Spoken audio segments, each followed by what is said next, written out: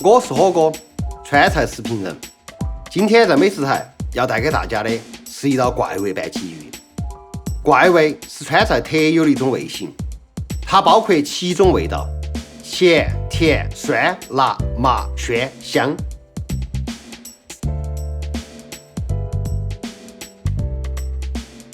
怪味里面不但要有这7种味道，而且还要让它们融合均衡。咸是第一个元素，它来自于郫县豆瓣咸、泡姜蛋的咸，还有就是豆豉的咸味。甜味主要来自于白糖。酸味这儿也有2个地方来体现，一个是我们的泡姜蛋，泡姜蛋是酸的，那么还有我们的野山椒，它也是酸的。辣味它来自于2个地方，一个就是我们的郫县豆瓣，真正担当辣味主角的是我们今天要用的这个小米辣。还有就是麻味，麻味肯定要用到的就是四川很出名的汉源花椒。鲜味肯定一说，本来我们今天用的就是怪味拌鲫鱼，鲫鱼自身就带有鲜味。还有一个鲜味的来源就在于我们今天要用到的高汤。俗话说，川剧的腔，川菜的汤。汤在川菜里面的主要作用就是提鲜。那么最后一个就是香，它们分别是大蒜的蒜香、小葱的葱香、盐须的香味，还有就是韭菜的韭菜香。这个就是我们今天怪味鲫鱼味道的来源。我们先把泡姜蛋给它切了，北方地区他们又喊的这个叫酸豆角，这个是真正的就是下饭神器哈，全国人民都喜欢。下头就是把这个野山椒宰一下，野山椒第一步呢就是把粑粑给它取了，在这个菜里面主要是提它的一个酸辣味。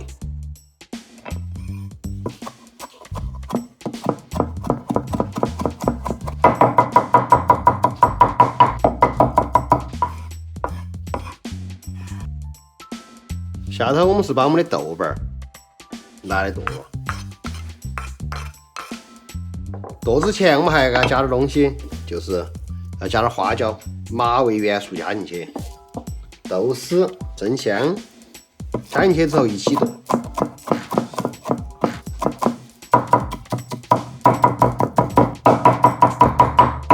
我们把它放到一个大碗里面，因为我们更多要烫油，用滚油把它的香味、麻味给它激发出来。这个样子来弄大蒜，它很容易沉泥。用刀背，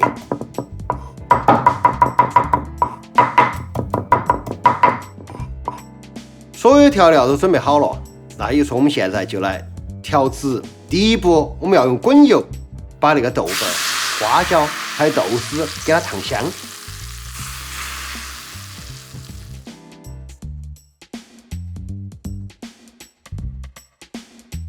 然后再根据自己的喜好，把泡姜蛋加下去，然后是野山椒、白糖，然后就是我们的小米辣、小葱来滴点儿，大蒜全部了，香菜，这个是我们的韭菜，最后就是我们的高汤淋下去，冷热都可以哈，高汤。给它拌匀。这种怪味料哈，不光是可以用来拌鲫鱼，我们也可以喊它叫万能怪味料。我觉得它可以拌任何东西，鸡、鸭、鱼、兔儿。那还有一个办法，就是把它来打蘸水，用它来蘸，比如说蘸点冬瓜、茄子啊，那都是可以的。鱼整好了，我们就把我们的怪味料给它淋上去。有人可能会问，为啥子没教大家蒸鱼？主要是蒸鱼太简单了，加点姜葱，再来点料酒，扛起锅盖蒸8分钟，像这种鲫鱼8分钟 OK 了。最重要的还是一个调味。把鱼吃了，这个汁水我建议大家再煮点面下去，那相当的巴适。